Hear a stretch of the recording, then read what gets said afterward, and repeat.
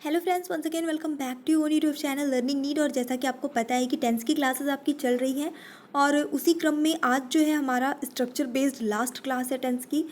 एक ही टेंस आज हम पढ़ने वाले हैं, वो भी एक टेंस का एक सब टाइप क्योंकि हमारा बचा रह गया था, वो है फ्यूचर परफेक्ट कॉन्टिन्यूस टेंस, जो कि लास्ट है आपका। 12 टेंस जो होते हैं उनमें सबसे लास्ट वाला है। और चलिए स्टार्ट करेंगे सेशन बिना टाइम वेस्ट किए, लेकिन उसके पहले कल का असाइनमेंट देख लेते हैं और आप चेक कर लीजिए कि आपने जितना किया है वो सही है कि नहीं। तो कल 5 सेंटेंस दिए गए थे, जिसमें पहला सेंटेंस था जब से मैं गया तब से तुम क्या कर रहे थे। ठीक है, तो ये आपका कर रहे थे आया है, प्लस टाइम भी बताया गया है कि जब से मैं गया, कब से, जब से मैं गया। तो ये आपका हो जाता है पास्ट परफेक्ट कॉन्टिन्यूस टेंस। तो पहले सीधे सीधे तो आपको पास्ट परफेक्ट कॉन्टिन्यूस टेंस का जब से मैं गया इसको अलग रख दीजिए। तुम क्या कर रहे थे इसको पहले ट्रांसलेट कर लीजिए सीधे सीधे। तो तुम क्या कर रहे थे, what have you been doing. अब सिंस लगा दीजिए, कब से, जब से मैं गया, तो सिंस आई लेफ्ट। तो मैं गया, देखिए आ आया है, या आया है, यानी ये वाला जो सेंटेंस है आपका जब से मैं गया, ये आपका सिंपल पास्ट टेंस है, अफर्मेटिव सेंटेंस। तो इसलिए इसके लिए स्ट्रक्चर हमने लिखा है आई लेफ्ट, यानी वर्ब की सेकेंड फॉर्म यूज़ की है। जब से राम को जब से नौकरी मिली वह कक्षा में नहीं आ रहा। तो ठीक है, सब्जेक्ट वही, हमारा जो स्ट्रक्चर चलता है वही चलेगा। ये है आपका present perfect continuous tense. Ram has not been attending class, class में उपस्थित ना होने के लिए अटेंड वर्ड यूज़ होता है। अटेंडिंग क्लास कब से नहीं आ रहा है, जब से उसे नौकरी मिली, तो सिंस ही गॉट जॉब। यहाँ पे भी देखिए दूसरा वाला पार्ट जो है वो सिंपल पास्ट टेंस में ट्रांसलेट किया गया है, क्योंकि जब से उसे नौकरी मिली, ये पास्ट टेंस की बात हो गई, नौकरी मिल चुकी है उसको, तो ही गॉट जॉब। बाकी का हमने जो हमारा स्ट्रक्चर चल रहा था उसी तरह से प्रेजेंट परफेक्ट कॉन्टिन्यूस टेंस में ही चेंज किया है। तो इसीलिए ये कुछ इस टाइप के कल मैंने आपको दिए था वर्क करने के लिए कि थोड़ा सा दिमाग लगाना पड़ेगा। एंड या देखेंगे नेक्स्ट, क्या आप यहाँ कई साल से रह रहे हैं। है लगा होता, नहीं लगा होता, बात वही हुई कि आप रह रहे हैं। तो ये भी आपका प्रेजेंट परफेक्ट कॉन्टिन्यूस टेंस है, जिसका इंट्रोगेटिव है। तो हैव पहले लगा देना पड़ेगा, इंट्रोगेटिव है तो have you been living here, यहाँ के लिए हेयर यूज़ होगा। और कई साल की बात हो रही है, लेकिन एग्जैक्ट नहीं बताया गया है कि किस साल से। तो मैनी ईयर्स यानी कई साल, और इसके साथ हम फॉर लगाएंगे, क्योंकि पीरियड ऑफ टाइम के लिए क्या लगाते हैं, फॉर लगाते हैं, जो कि मैं कल ऑलरेडी एक्सप्लेन कर चुकी हूँ। वह 2 घंटे से फ़ोन पर बात कर रही है। She has been talking on call for 2 hours. हो सकता है कुछ लोगों ने ऑन कॉल की जगह ऑन फ़ोन यूज़ किया हो, इट्स ओके, बट बेसिकली हम प्रेफर करते हैं जब हम फ़ोन पे बात कर रहे होते हैं तो हम ऑन कॉल कहते हैं। हम जब मैसेज पे बात कर रहे होते हैं तो ये टॉकिंग ऑन मैसेज नहीं कहेंगे, बल्कि उसको चैटिंग कहेंगे। तो इस तरह से आपका ये थोड़ा कॉमन सेंस वाली बात हो जाती है, आपका यहाँ पे ऑन कॉल आना चाहिए। मैं सुबह 8 बजे से तुम्हारा इंतज़ार कर रही हूँ। सिंपल है आपका सिंपल प्रेजेंट परफेक्ट, क्या बोल रही हूँ मैं, present perfect continuous tense. Okay, simple sentence है ये आपका अफर्मेटिव वाला। I have been waiting for you since 8 AM, that's it. अच्छा, एक चीज़ का और ध्यान रखिएगा, जैसे यहाँ लिखा है सुबह 8 बजे से, तो मैंने लिखा है 8 AM, शाम 8 बजे होता तो 8 PM, लेकिन कहीं कहीं होता है कि ये सुबह या शाम कुछ नहीं लिखा होता है, सीधे लिखा होता है मैं 8 बजे से तुम्हारा इंतज़ार कर रही हूँ। तो ऐसी सिचुएशन में आपको 8 o'clock लगाना है, जब सुबह शाम मेंशन ना किया गया हो तब आपको o'clock लगाना होता है। ओके, अब आ जाते हैं हमारे लास्ट टेंस में, बहुत ही सिंपल और बहुत ही सरल तरीके से देख लेंगे इसे। फ्यूचर परफेक्ट कॉन्टिन्यूस टेंस, आपको पता है कि रहा होगा, रही होगी, रहे होंगे, यानी कि जो फ्यूचर कॉन्टिन्यूस टेंस की आइडेंटिटी होती है वही इसकी भी होती है, लेकिन फ्यूचर कॉन्टिन्यूस टेंस में समय नहीं दर्शाया जाता है, जबकि फ्यूचर परफेक्ट कॉन्टिन्यूस में समय का भी जिक्र होता है। हेल्पिंग वर्ब यूज होती है विल हैव बीन, जो आपको यूज करना है। स्ट्रक्चर आ जाते हैं हम तीनों, हर तरह के सेंटेंस के स्ट्रक्चर एग्जाम्पल के साथ देखेंगे। कुछ लोग इसे स्ट्रक्चर को फॉर्मूला कहते हैं, कुछ लोग फॉर्मेशन कहते हैं, कुछ लोग स्ट्रक्चर कहते हैं, तीनों सही है। अफर्मेटिव का देखते हैं पहले। तो अफर्मेटिव जैसे सबका होता है बिल्कुल वैसे ही रहेगा, सब्जेक्ट लगाएंगे, फिर हमारी हेल्पिंग वर्ब लग जाएगी जो कि इसकी है विल हैव बीन, फिर वर्ब की फर्स्ट फॉर्म के साथ आपको आईएनजी ऐड कर देना है, ऑब्जेक्ट ऐड कर देना है, सिंस फॉर के साथ टाइम, यानी कि जैसा कल हम लोगों ने पढ़ा था जो स्ट्रक्चर सब कुछ वही है, सेम है, सिर्फ आपकी हेल्पिंग वर्ब चेंज हो जाएगी। हम एग्जाम्पल के साथ देखते हैं। राधा 10 बजे से उसका इंतज़ार कर रही होगी, लेकिन कब से, 10 बजे से।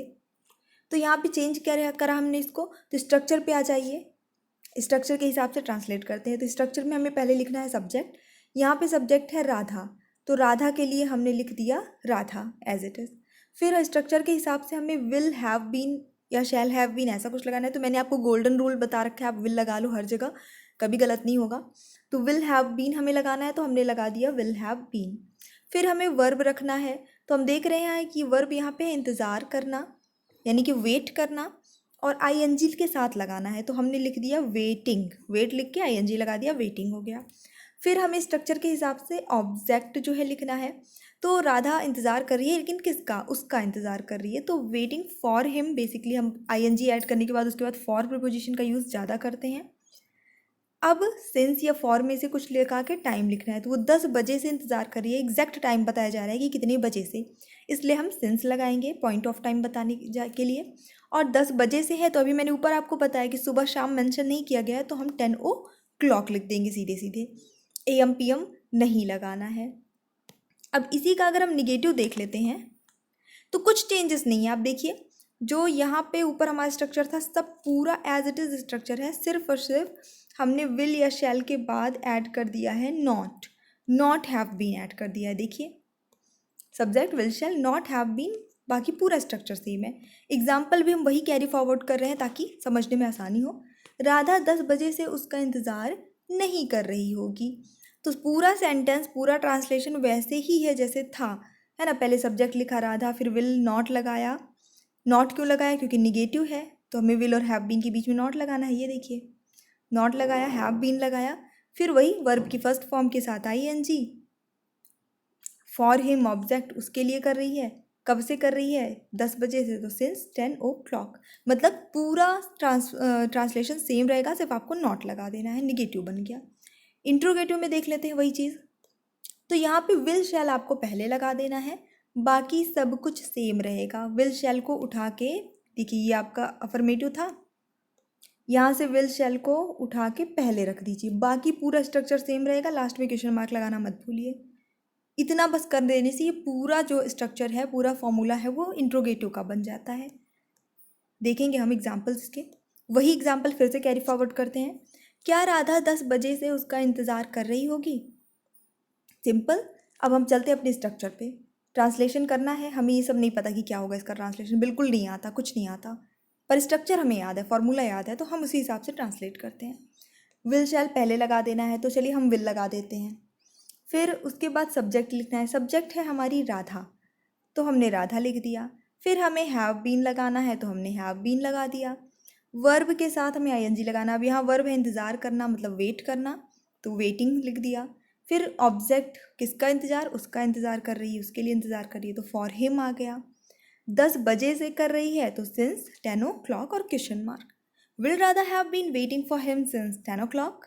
क्या राधा 10 बजे से उसका इंतज़ार कर रही होगी? सिंपल। मतलब पूरा सब कुछ सेम है, एक याद है तो सब बनेगा। अब यहाँ पे थोड़ा क्वेश्चन, WH क्वेश्चन वाले जो आपके होते हैं, क्वेश्चन वर्ड वाले सेंटेंसेस, उसमें थोड़ा ध्यान दीजिएगा। यहाँ पे अभी तक आपने देखा इंट्रोगेटिव का जो स्ट्रक्चर था वो क्या था? Will shall subject have been verb की first form ING object since for time, यही था। कुछ नहीं करना है, बस आपको इंट्रोगेटिव वाले सेंटेंस स्ट्रक्चर के पहले क्वेश्चन वर्ड या WH वर्ड लगा देना है, बन जाएगा आपका क्वेश्चन वर्ड वाला जो है, जिसमें बीच में क्वेश्चन रहता है, वैसे वाले सेंटेंसेस। एग्जाम्पल वही लेकर चलेंगे। राधा 10 बजे से उसका इंतज़ार क्यों कर रही होगी, मतलब किस लिए वेट कर रही है, तो यहाँ पे क्यों आ गया है। तो स्ट्रक्चर पे हम चलते हैं ट्रांसलेशन के लिए, तो हमें पहले WH वर्ड यानी क्वेश्चन वर्ड लगाना है।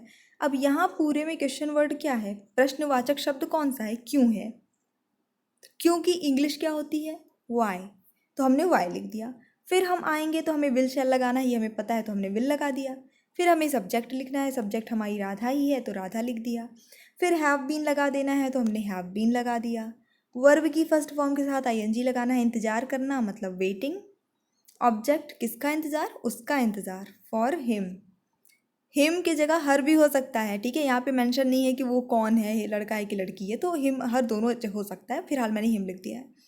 एंड सिंस, फिर उसके बाद टाइम, तो सिंस 10 o'clock क्वेश्चन मार्क।